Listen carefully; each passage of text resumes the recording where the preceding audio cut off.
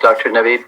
The first one is really, what are the stats in the region of Peel? What has, with surrounding the COVID virus? Do you have any you can share with us?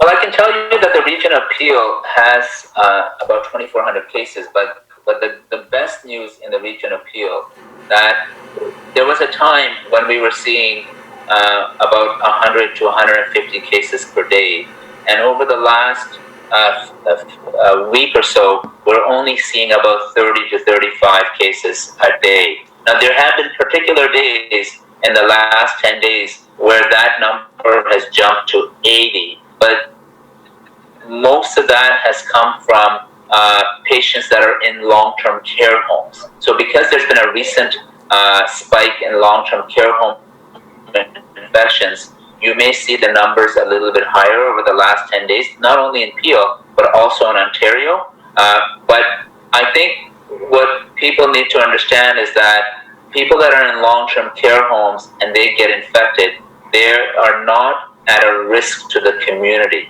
The amount of people, the new infections of the community continues to decline in Peel, and we're encouraged with the direction that it's going. The other thing that's happening in Peel is that when you look at Peel numbers,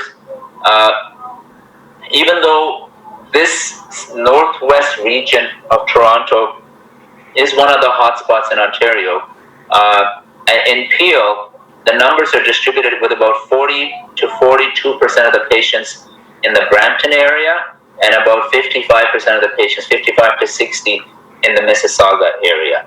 So that's how it's distributed here. Here at Osler, we right now have 88 COVID positive patients, and that is overall at Osler. Of those, 55 are at Etobicoke General and 33 are at Brampton Civic. And we have in the ICU only 18 patients. And of those 18 patients, 13 are at Brampton Civic and 5 are at Etobicoke General. Now what that means is that we have a significant ICU capacity still present. So when you hear things like, oh, we're going to run out of ventilators and we have to ration ventilators, we're not in that point at all. We did enhance our ICU capacity, and if we need to utilize, God forbid, if we need to utilize more ICU beds, we'll be able to. But our hope is that the numbers continue with the direction that they're continuing right now. We have had a number of staff test positive. We've had about 72 staff members test positive.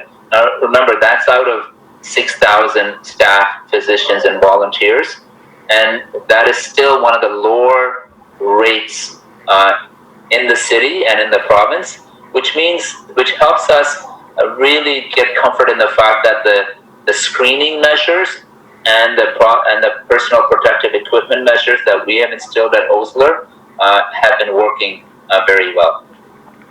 Excellent. Now, do you have any suggestions on